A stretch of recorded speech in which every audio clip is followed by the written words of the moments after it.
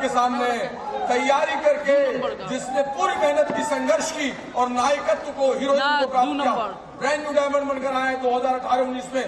Ladies and gentleman, let us put them together. सीटी, हल्ला गुल्ला, शोर शराबा, let us do brand new diamond, Om Prakash Yadav and Sarita Yadav.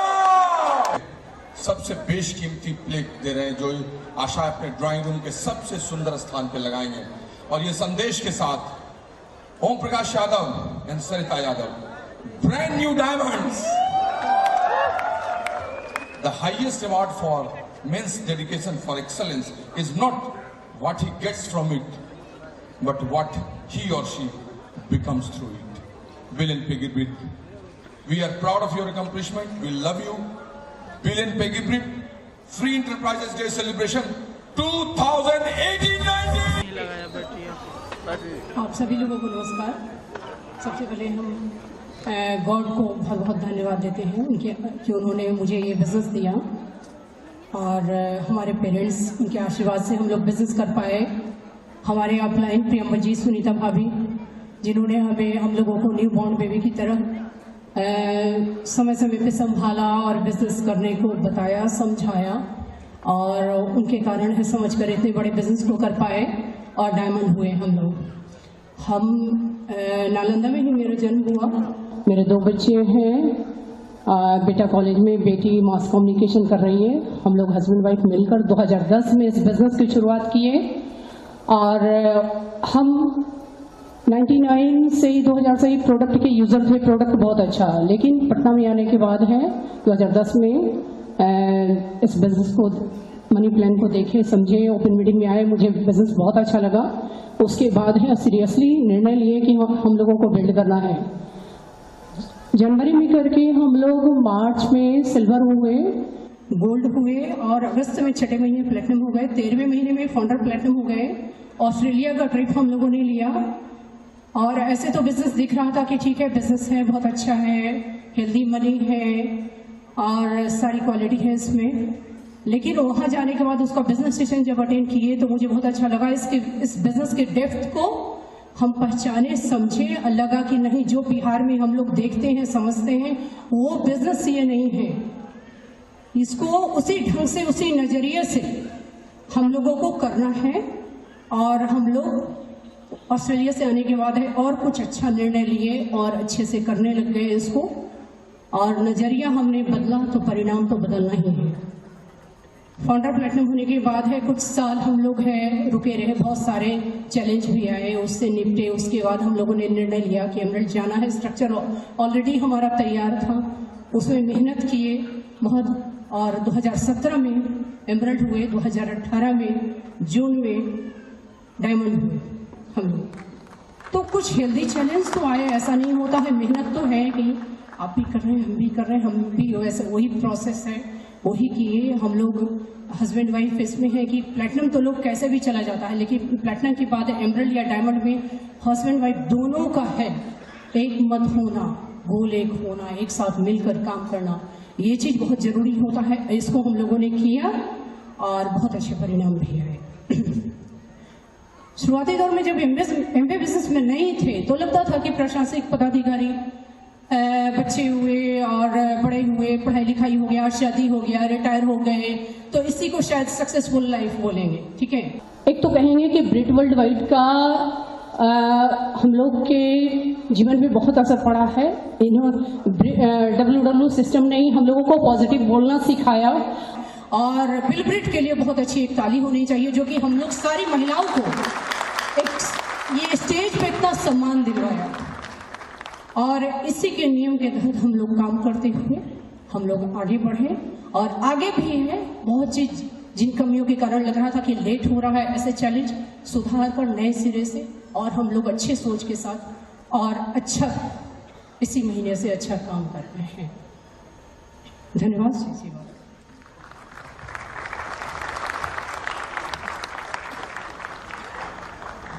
बहुत बहुत धन्यवाद। आप सबों को मेरा नमस्कार। आप सब यहाँ आए हैं और किसी न किसी उम्मीद, किसी न किसी होप के जरिए आए हैं। मुझको याद आ रहा है एक गीत जो शायद इस माहौल के लिए फिट बैठे। कहता है 100 खियों में घोला जाए फूलों का शबाब, उसमें फिर मिलाए जाए थोड़ी सी शराब, होगा जो नशा यूं तैयार वो प्यार है 100 खियों में घोला जाए। ये नशा है और इस अपॉर्चुनिटी में वही लोग कामयाब होते हैं जिनको इसका नशा हो जाता है। और ये नशा ग्रिड, आपके अपलाइन और इस अपॉर्चुनिटी के अर्क का नशा है। बाहर में लोग नहीं समझ पाते हैं, 900 रुपए का टिकट, बैठने का जगह नहीं, लाइन लगा हुआ है, ट्रेन में लटक के आ रहे हैं, गाड़ी पंचर हो गया, पैदल चले आ रहे हैं, क्या पागलपन है।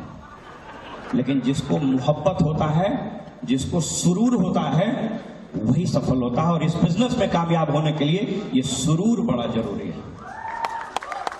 दोस्तों, मैं ईश्वर को इस स्टेज से नमन करता हूं। उनकी कृपा के बगैर इस धरती पर एक कायनात नहीं, पत्ता नहीं हिलता। मैं अपने मरहूम माता पिता को सश्रद्ध श्रद्धा के सुमन अर्पित करता हूं, जिन्होंने मुझको जन्म दिया, बचपन से ही संस्कार दिए संघर्ष करने के, सफल होने के। इसके बाद अपने अपलाइन हमारे Navneet and Rashmi, they are founders platinum going emerald and diamond, और upline none other than Priyambat ji and Sunita भाभी and Anurag Agarwal and Bill and Peggy Brick. दोस्तों, बेसिकली FED है और यहाँ पर हम रैली करते हैं, हम अपने इस बारे में बताते हैं। मैं कोशिश करूंगा, चूंकि समय बड़ा कम रहता है, मैं अपनी स्टोरी थोड़ी शॉर्ट में बताऊं और उसके बाद इस बिजनेस के बारे में कुछ आपसे बातें शेयर कर पाऊंगा। ठंडा में थोड़ा थ्रोट का प्रॉब्लम होता है हमको, तो आप क्षमा करेंगे। मेरा जन्म धनबाद में हुआ, वहीं केंद्रीय विद्यालय से मेरी पढ़ाई लिखाई हुई और हम लोग बड़ी गरीब परिवार में जन्मे। हमारे पिताजी नालंदा जिला के एक छोटे से गांव सुंदरपुर कतरी सराय प्रखंड है, वहीं के रहने वाले थे। हमारे दादाजी दूसरे के खेत में खेती करते थे, बटैया करते थे, मजदूरी करते थे। हमारे पिताजी 1929 में पढ़ाई किए, मैट्रिक पास किए और मैट्रिक पास करके वो चले गए धनबाद, एक बाछी बेच के चले गए। पढ़ना चाहते थे। वहां जब गए तो ये 1929 की बात है, 1934 में भूकंप आया। देखिए कैसे कोई आपदा किसी के लिए अवसर बन के आता है। There is always an opportunity behind a challenge. अगर चुनौतियां आती हैं तो अवसर मिलाती है। भूकंप हुआ, सारे लोग धनबाद छोड़ के, बहुत सारे लोग भाग गए। क्वेलरी का जो मालिक था उसका नाम था हसमुख चंचली। वो पिताजी को कहा कि ये माइंस बंद हो जाएगा, आप इसमें ठेकेदारी करो, कुछ लीज पर माइंस ले। और वो लीज पर माइंस लेने के बाद वो माइन चलाना शुरू किया। मेहनत के बल पर तरक्की किए और धीरे धीरे 14-15 क्वेलरी के मालिक हो गए। उसी बीच हमारा जन्म हुआ और जन्म मेरा जब हुआ उस वक्त हम लोग बहुत एफ्लुएंट, बैंकिंग पद्धति बड़ी कमजोर थी। शनिवार को मजदूरों को पेमेंट करने के लिए पैसा निकाला जाता था और रात में तोशक में भर देते थे। चूंकि इकलौता बेटा हम थे तो रुपया के तोशक पर सोते थे। 17-10-71 नेशनलाइज हो गया क्वेलरी और 12:01 में हम लोग करोड़पति से खादपति हो गए। हमारे पिताजी को उसी कंपनी में, उसी क्वेलरी में नौकरी करनी पड़ी जिसके वो मालिक थे। ये है समय, वक्त का जब पहिया घूमता है तो अच्छे अच्छे का होश उड़ा देता है। वहीं से मेरे संघर्ष की कहानी शुरू हुई। पढ़ना शुरू किए, हम डॉक्टर बनना चाहते थे। 82 में जब हम मेडिकल का एंट्रेंस एग्जाम दिए, बहुत बढ़िया एग्जाम किया, लगा आप डॉक्टर बन जाएंगे। लेकिन हमारे पिताजी के जेहन में एक बात यहां गड़ा हुआ था। जब नेशनलाइज हुआ क्वेलरी तो उस धनबाद जिले का कलेक्टर हमारे घर पर आके छापामारी किया और सारी संपत्ति को सील कर दी। वही हमारे पिता के जेहन में यह बात थी और हमको बोले कि बेटा डॉक्टर नहीं बनो, तुम कलेक्टर बनो। अब वही पावर ऑफ स्पोकन वर्ड्स है, वो बीज कहीं यहां पड़ा और शायद मेरे नसीब में भी वही कुर्सी लिखी हुई थी।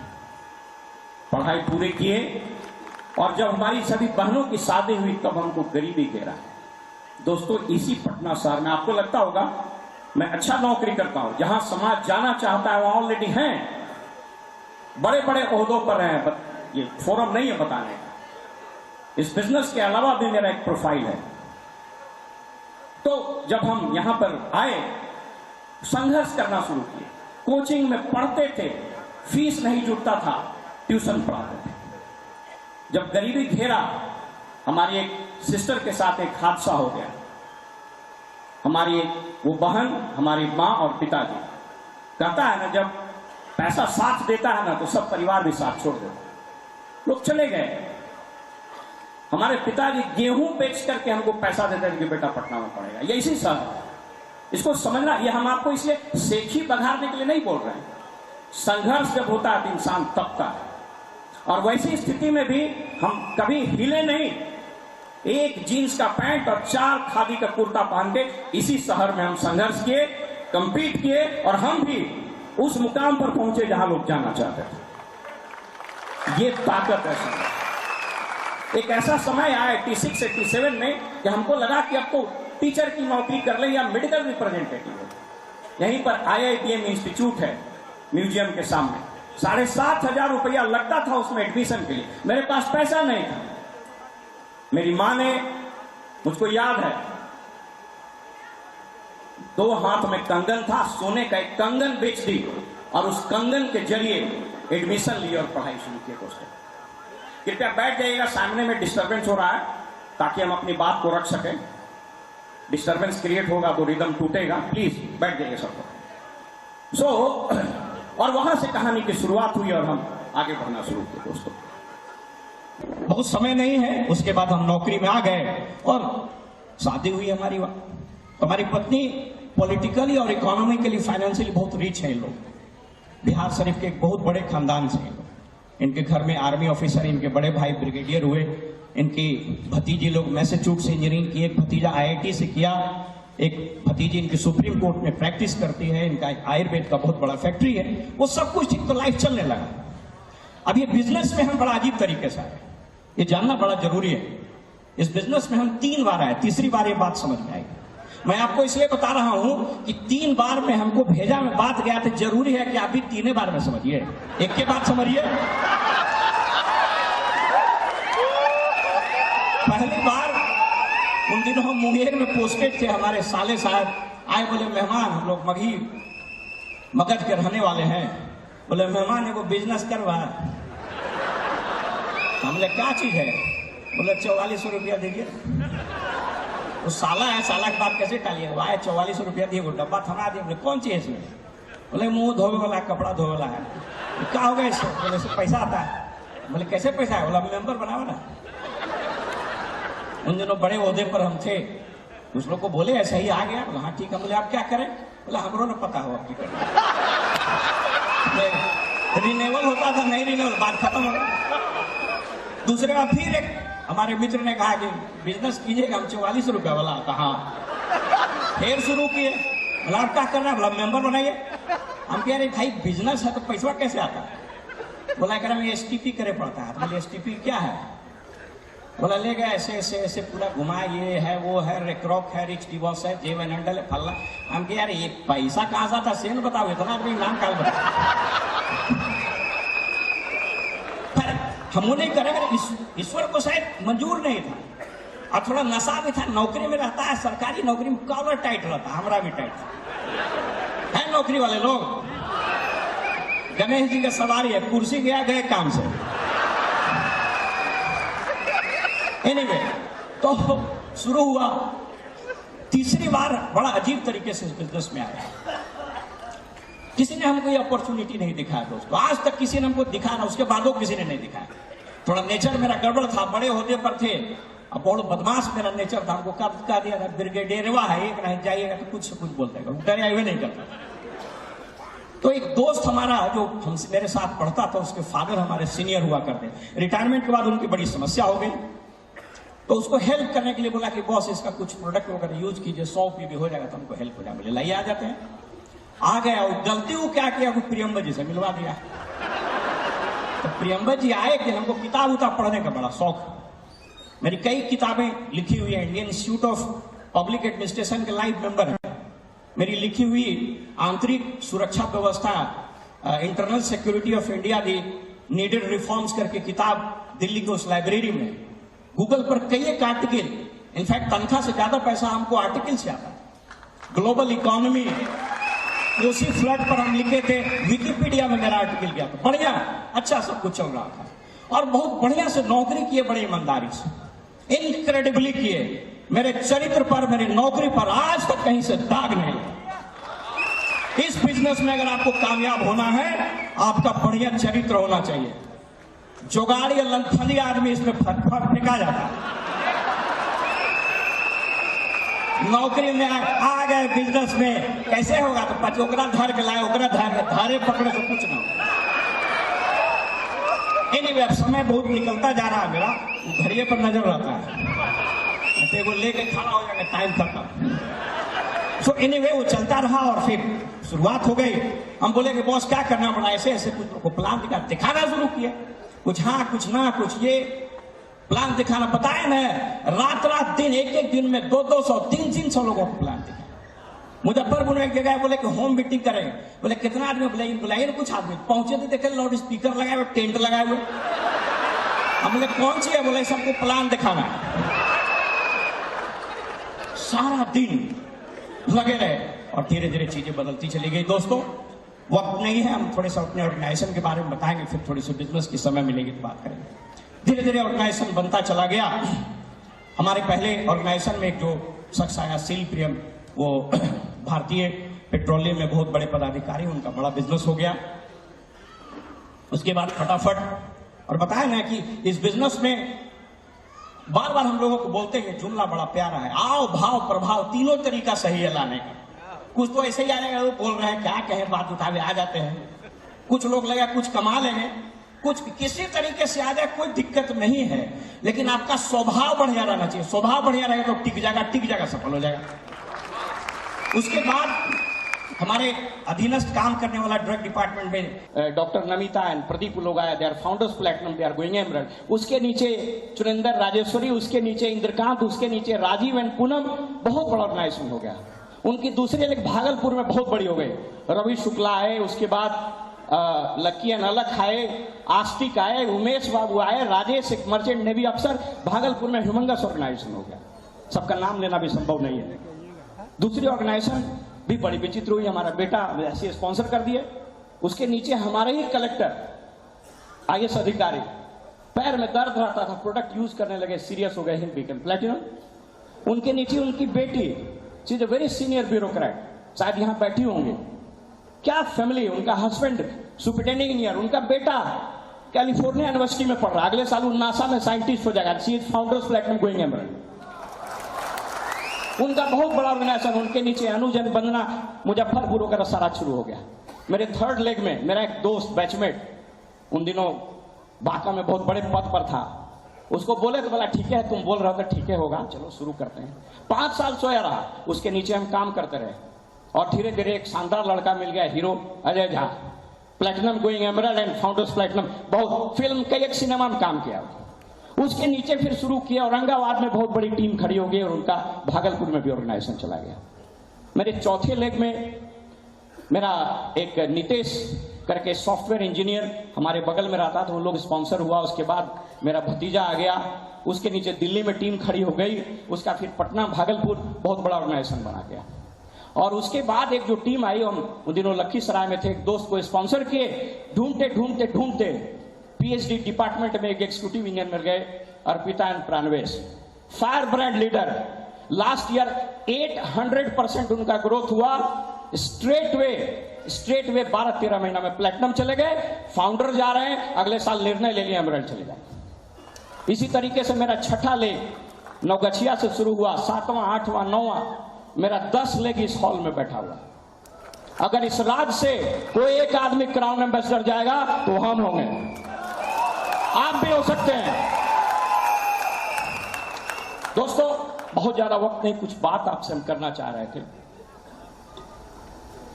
देखिए, ये जो अपॉर्चुनिटी है, इसको क्यों करना चाहिए। आज का दिन इतिहास के पन्नों में 2 कारणों से दर्ज है। पहला, 13 जनवरी 1919 जलियांवाला बाग हुआ था, याद है? उस दिन भारत के लोग आजादी के लिए संघर्ष कर रहे थे और यहां आज आप हॉल में बैठ के अपने आर्थिक आजादी के लिए संघर्ष कर रहे हैं।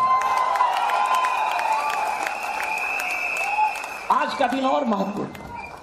आपको बता दें, अभी मैं पढ़ रहा था, आज से 150 साल पहले जब हिंदुस्तान की अर्थव्यवस्था जमीन में धंसी हुई थी अंग्रेजों के कारण, और फर्स्ट वर्ल्ड वॉर के बाद इंग्लैंड दुनिया की सबसे बड़ी अर्थव्यवस्था थी, और इस महीने में, आपको पता है, इस महीने में 150 साल के बाद इंग्लैंड की अर्थव्यवस्था से भारत की अर्थव्यवस्था ऊपर चली गई। इसको बोलते हैं समय का पहिया घूमना। मैं बार बार बताता हूं, फक्र है हमको इस देश में पैदा होने का, और फक्र है हमको इस राज्य में पैदा होने का। आप जान करके आश्चर्यचकित हो जाइएगा कि आने वाले कुछ वर्षों में इस दुनिया की सबसे बड़ी अर्थव्यवस्था होगी। 2050 में यह देश दुनिया के शिखर पर होगा और उसके गवाह हम बनने वाले हैं। लेकिन इसके साथ कुछ चुनौती है। क्या चुनौती है? सुनिएगा, पैर के तले से जमीन सरक है। इस देश में 3 करोड़ 10 लाख लोग बेरोजगार हैं। 2030 तक 11 करोड़ से ज्यादा लोग बेरोजगार हो जाएंगे। 97% इंजीनियर यहां बेरोजगार है। यहां पर 3500 मैनेजमेंट इंस्टीट्यूट है, 3.5 लाख MBA लोग पास करते हैं, अब 35,000 के नौकरी लगते हैं। आपको यह समझना पड़ेगा कि आपका आने वाला जनरेशन यह नौकरी मिलेगी कि नहीं मिलेगी कुछ नहीं पता है। यह देश तरक्की कर रहा है, लेकिन उस तरक्की में आपकी हिस्सेदारी है कि नहीं, इसका निर्णय आपको आज लेना पड़ेगा। अगर आपने निर्णय नहीं लिया तो वही बैटल ऑफ पलासी होगा। युद्ध तो होगा, लेकिन आप उसमें कहीं नहीं होंगे। मित्रों, मैं 1-2 बात और आपसे करना चाहता हूं। इस दुनिया में 4 आविष्कार और खोज हुए जिसने पूरी धरती को बदल दिया, पूरी सभ्यता को बदल दिया। जानना चाहिएगा क्या है? पहला खोज था पहिए का, चक्र का। व्हील जब बना, जीवन में गति आ गई, दुनिया घूमने लगी। दूसरा आविष्कार खोज था आग का। जब आग का खोज हुआ तो रात में जीवन चलायमान हो गया, संस्कृति बढ़ने लगी। तीसरी सबसे बड़ी खोज थी इंटरनेट का। 1993 national centre for super computing agency, इसने खोज किया www, और आज आराम से हम लोग लगाते हैं www.flipkart.com। वो जो www है वो 93 में खोज हुआ, इसने पूरी दुनिया बदल दी। और उसी 90 के दशक में डायरेक्ट सेलिंग बिजनेस आया इस धरती पर, जिसने पूरी दुनिया के आर्थिक इतिहास को बदल दिया, जिसके आप हिस्सेदार हैं। थोड़ा ध्यान देकर सुनिएगा, ये बहुत क्रूड इकोनॉमिक्स की बातें। एक बुक है, उसका नाम है वेब 4, प्योर इकोनॉमिक्स है। हम उसको सिंपल करके बताते हैं। जो अभी बता रहे हैं वो पढ़े लिखे आदमी हैं, वो तो समझ जाएंगे, और जो नहीं पढ़े लिखे हैं वो पक्का समझेंगे, इसलिए टेंशन नहीं लीजिएगा। देखिए क्या है, हम यहाँ बोर्ड पर लिख रहे हैं, शायद आपको क्लियर हो जाए। देखिए ये क्यों ये दुनिया का सबसे अनूठा अवसर है, क्यों इतने लोग दीवाने हैं। 108 कंट्री में क्यों लोग पागल हैं, क्यों मैं यहाँ खड़ा होकर बात कर रहा हूं।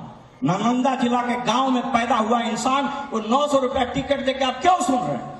प्रश्न ये है। देखिए क्या है, सबसे पहले अर्थव्यवस्था थी नोमैडिक, खाना बदोश।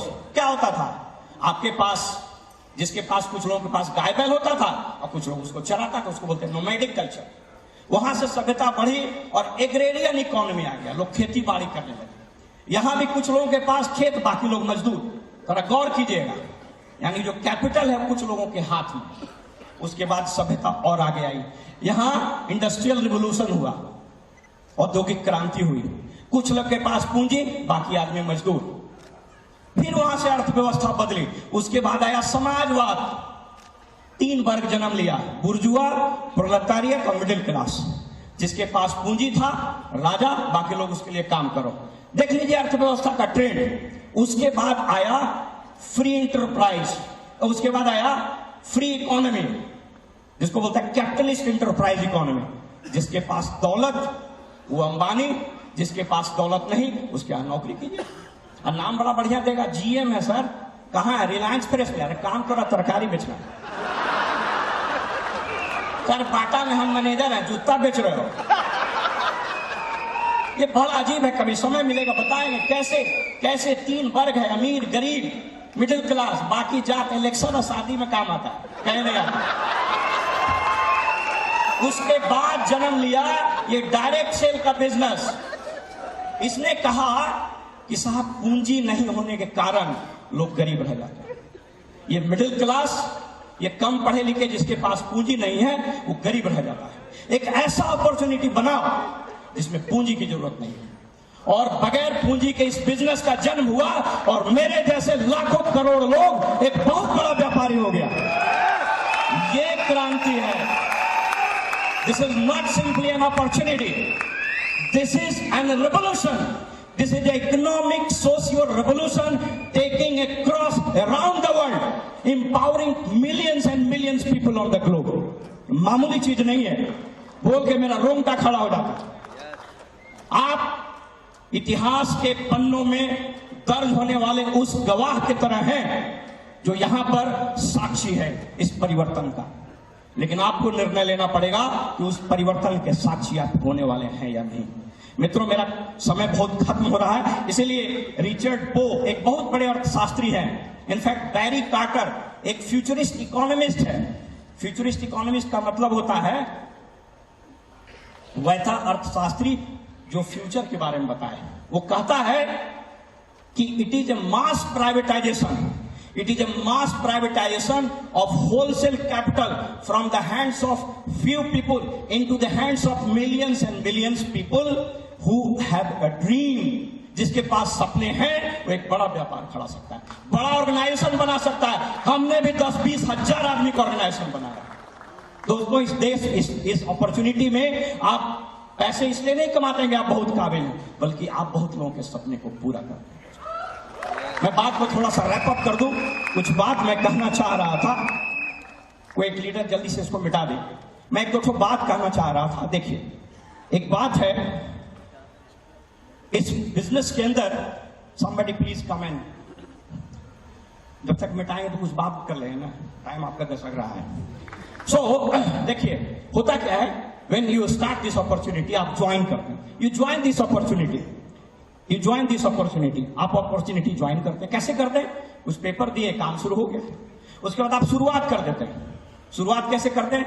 You tech product, you start. उसके बाद आपको इंफॉर्मेशन लेना पड़ेगा। देखिए, यहां ज्वाइनिंग है, यहां स्टार्ट है, और यहां डिसीजन लेना पड़ता है। ज्वाइन करने से इस अपॉर्चुनिटी में कोई आगे नहीं जा सकता। टिकट लेने से दिल्ली नहीं जाता है, ट्रेन में छोड़ दीजिएगा। क्या you have to decide. Decision किसको बोलते हैं? यहां पर आपको सूचना लेना पड़ेगा, करेक्ट इंफॉर्मेशन। डॉक्टर ब्राइट बता, by way of grid world wide, इसके एसोसिएशन में आपको आना पड़ेगा, किताबों को पढ़ना होगा, सीडी सुनना पड़ेगा, मीटिंग में आना होगा। नॉलेज लीजिए boss. So when you take information, आपको यहां पर फेथ होने लगेगा। और ये बिजनेस बेसिकली फेथ से होता है, फेथ से होता है। 5 स्टेज है फेथ का। अगर आपको सफल होना है, इस 5 फेथ से आपको पार करना पड़ेगा। कितने लोग फर्स्ट सेशन में नहीं थे? हाथ उठाइए। नहीं थे जो, बहुत सारे लोग नहीं थे, मैं बता दूं। 5 स्टेज होता है फेथ का। जैसे ही आप निर्णय लीजिएगा, उस फेज को बोलते हैं नेस्टिंग फेज, घोंसला। आपके आइडिया आपके दिमाग में आएगा। नेस्टिंग फेज कहता है God put some egg in somebody's mind, उसको बोलते हैं नेस्टिंग फेज। अब नेस्टिंग, जैसे यहां पर बहुत लोग के दिमाग में ये आइडिया का बीज जाए, लेकिन वो अंडवा नहीं फोड़िएगा तो क्या होगा? सड़ जाएगा। अनहैच्ड एग्स आर रॉटन, सड़ जाएगा। उस नेस्टिंग फेज में उसको आपको हैचरिंग करनी पड़ेगी। कैसे हैचरिंग पड़ेगी? किताब पढ़िए, सीडी सुनिए, मीटिंग में आइए, इसके बारे में जानिए। Knowledge is power. उसको फिर अप्लाई करना पड़ता है। Applied knowledge is money. Knowledge is power but applied knowledge is money. उसके बाद दूसरा फेज आएगा, उस फेज का नाम है टेस्टिंग फेज। जैसे शुरू कीजिएगा, किसी को बताइएगा, तुम शुरू कर देला, करलवा हलवा है वो औरंगाबाद में बांका में भी होले छले नहीं होवे छे एना ही आवे छे जाय छे आराम में देखा एक बार मरदबा का पतिया तोड़ो होई चली ढेर आए लट गई राजा राम यही है। So it is a testing phase, आपको उसमें और बढ़ना पड़ेगा। जब टेस्टिंग फेज से आगे बढ़िएगा तो आता है investing phase. You will have to invest your time and energy, your money. हमने भी इन्वेस्ट किया, बढ़िया नौकरी करते हैं, क्यों सैटरडे संडे को निकलते हैं लोगों को ये बताने के लिए, क्यों नगरी नगरी द्वारे द्वारे घूम रहे हैं बताने। You will have to invest. In fact Rich DeVos की एक बड़ी अच्छी किताब है, कभी पढ़िए, उसका नाम है कंपैशनेट कैपिटलिज्म। ये बुक है, कहता है इस बुक में कहता है रिच डिवोर्स कहते हैं कि 3 एम है, 3 एम इन्वेस्ट करिए, message, mission, message and method. Rich divorce says in book. Rich divorce जिन्होंने अपॉर्चुनिटी बनाई उनके लिए एक बढ़िया ताली दीजिए। पिछले साल उनकी मृत्यु हो गई, समय नहीं है, अन्यथा उनको श्रद्धांजलि भी अर्पित करते हैं। कहते हैं मिशन क्या है? This is not simply an opportunity, is a mission. We work on mission, helping people around the world to lead a successful life. This is the mission. What is message? हम लोग कुछ नहीं plan में दिखाते, एक message उसको दीजिए कि भाई ये तुम कर सकते हो, you can do it. This is the message that you have to do. Plan में बहुत बुकराती बतियाएगा, बहुत ज्ञान बखारिएगा तो कुछ नहीं आएगा। उसको बताना पड़ेगा, अरे भाईवा बहुत आसान काम है, हमरो जो हो तो रोजो हो। इतना जहां बताएगा कि आइए जाइए तुरंत भारी फार्म फलाड़ा दी तुरंत। So you will have to transfer this message to him. उसके बाद बताना है मेथड, ऐसे ऐसे होगा। हम लोग सबसे पहले मेथड में बताने लगते हैं। So mission, message and method. तो मैं बता रहा था इन्वेस्टिंग फेज में, जब इन्वेस्टिंग फेज में आप ये काम करने लगिएगा तब आएगा arresting phase. Arresting phase faith का बड़ा विचित्र होता है, वहां भगवान आपका टेस्ट लेंगे। हमको समझ में नहीं आ रहा, प्रियंका जी बोलते थे सर आप तो शुरू कर सकते हैं, बिलीव ही नहीं होता था। अरे हम पिछले साल भी डायमंड जा सकते थे, हम एमरेल्ड के बगैर डायरेक्ट डायमंड जा सकते थे, फाउंडर प्लेटिनम। भेजे की बात नहीं जाता, विश्वास से नहीं हो रहा, फेथे नहीं हो रहा। तो testing time when I decided to go diamond, हम और अजय जी लौट के आ रहे थे औरंगाबाद से, कुछ पॉलिटिकल रिलाइनमेंट हुआ और जिस बड़े ओहदे पर हम हो रहे थे वहां से कल ही मेरा ट्रांसफर होने वाला था। हमको पता चल गया, हमको लगा कि अजीब विडंबना है भगवान की, सर हम डायमंड जाना चाह रहे हैं, कल हमारा यहाँ से ट्रांसफर होने वाला। आई टूक a decision, I went on leave for 7 months, 7 महीना छुट्टी में गए। ये अरेस्टिंग फेज था मेरे फेथ का। भगवान देखना चाहते थे कि तुम करना चाहते हो। आपके पास भी होगा, आपके पास भी होगा। मेरा जिस दिन यहाँ सेलिब्रेशन हो रहा था डायमंडशिप का, उसके 1 सप्ताह पहले हमारे अपने बहनोई का कैंसर से डेथ हो गया, बट आई वॉज हियर। आपको समझना पड़ेगा, दिस इज अरेस्टिंग फेज। और फाइनल होता है क्रेस्टिंग फेज, जहां टॉप पर पहुंच जाते हैं। इस फेज से निकलना पड़ता है दोस्तों, ये कुछ नहीं है, ये अपॉर्चुनिटी स्टार्ट करने से लेकर के क्रेस्टिंग फेज का सफर है। और इस सफर में आपका अपलाइन, ये प्रिंट वर्ल्ड वाइड, इसके जो सीडीज हैं, इसके बुक्स हैं, ये आपको बहुत मदद करेगा। 1-2 बातचीत पर और हम बात करना चाहेंगे, संवाद पर। जब आप कम्युनिकेट करते हैं, when you so plan, basically bill ये रिच डिवोर्स कहते हैं कि don't use people for building your business, use business for building people। हम लोग उल्टा करते हैं। अब डॉक्टर साहब बोल रहे थे ना, आगे 500 टीवी दे देगा, ये महीना हो जाएगा, तो गलत काम से। Don't use people for your business, use business for building people. That is the secret. So संवाद किसको बोलते हैं? कम्युनिकेट करना पड़ेगा। एक बड़ी अच्छी किताब है जॉन मैक्सवेल की, मेरा टाइम अब खत्म हो रहा है, बात खत्म कर देते हैं। जॉन मैक्सवेल की किताब है, कहता है कि 100% कम्युनिकेट करना होगा। 4 पाप हैं, there are 4 sins of bad communication. जा रहे हैं अपॉर्चुनिटी दिखाने, 4 चीज याद रखिए। अनप्रिपेयर्ड, चले गए बिना प्रिपरेशन के, वहां खोज रहे हैं फेनोक्थलीन, निकाल दिए केरासन तेल। Don't go अनप्रिपेयर्ड। अनकमिटेड, दिखा देते हैं, करेगा तो नहीं है। Uncommitted, uninteresting. अरे भैया, नेल्सन मंडेला बोलते हैं कि speak the language people speak, वो मेरा समय खत्म हो गया, वो दिमाग में चला था, मैं रैप अप कर देता हूं जल्दी से। मैं बता रहा था, कहां चला गया, उस पर ध्यान चला जाता, गड़बड़ा जाता। कहां थे हम? हाँ, तो अनप्रिपेयर्ड, अनकमिटेड, अनइंटरेस्टिंग एंड अनकनेक्टेड। गेला भोजपुर में प्लान दिखावे बतियावे था मैथिली। कहता है कि अगर आप उस भाषा का प्रयोग करते हैं जो लोग समझते हैं, उसके दिमाग में हिट कीजिएगा, लेकिन उस भाषा का प्रयोग करते हैं जो वो बोलता है तो उसके दिल पर अटैक होगा। और ये बिजनेस यहां से होता है, यहां से नहीं होता है, यहां से होता है। दोस्तों, मैं अपनी बात को खत्म कर दूं और एक छोटी सी स्टोरी बता दूं। यहां रखना पड़ता है, यहां एक बहुत बड़े आर्मी के मेजर थे, उनका नाम था मेजर नेमेस्मिथ। वो वियतनाम वार में उसको अमेरिकन ने पकड़ के बंधक बना दिया, उसको पिंजड़े में कैद कर दिया, बहुत यातना दी, बहुत कोशिश किया छूटने का। वो बहुत बढ़िया गोल्फर था, अब उसको बंद कर दिया। वो अपने दिमागे में गोल्फ खेलने लगा। 7 साल के बाद जब वो छूटा, उसके दोस्तों ने कहा कि गोल्फ खेल सकते हो क्या? कहा कि हाँ। अब वो खेला और 18 होल कर दिया। लोगों ने पूछा कि सर तुम 7 साल जेल में रहे, पिंजड़े में बंद थे, तुम कैसे गोल्फ खेल लिए? बोला मेरा शरीर पिंजड़े में बंद था, मेरी आत्मा आजाद थी और उस आत्मा से हम गोल्फ खेल रहे। इस अपॉर्चुनिटी पर आपको मछली की तरह काम करना पड़ेगा। वो मछली पानी में तैरती है, नहाती है, उसी को पीती भी है। यहां चलना चाहिए दोस्तों। ये बिजनेस तकनीक से नहीं, नियत से चलता है। नियत बड़ी महत्वपूर्ण चीज है। नियत बढ़िया था, कोयलवर के पुल आज भी चल रहा है। अभी टेक्नोलॉजी बहुत बढ़िया था, गांधी सेतु गिर गया। So use the नियत, intention in building this opportunity। अगर इसको आपने अपना लिया दोस्तों, आपकी पूरी खेल बदल जाएगी। एक कविता के साथ वाजपेयी जी हमारे प्रेरणा के स्रोत रहे हैं, मैं वो कहना चाहूंगा। वो बड़ी शानदार कविता है, सुनना चाहिएगा।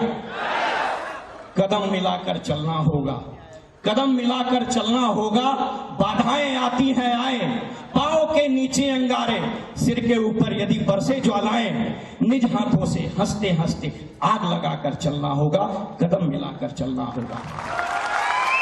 ध्यान दीजिएगा, हास रुदन में, तूफानों में, अमर असंख्यक बलिदानों में, अपमानों में, सम्मानों में, उद्यानों में, वीरानों में, उन्नत मस्तक उभरा सीना, पीड़ाओं में पलना होगा, कदम मिलाकर चलना होगा। आइए हम सब मिलकर के इस देश को, इस राज्य को, अपने आप को दूसरी आजादी की लड़ाई, आर्थिक आजादी के लिए तैयार करें मित्रों। इन्हीं के साथ मैं अपनी बात खत्म करता हूं। आपसे बात करके बहुत अच्छा लगा।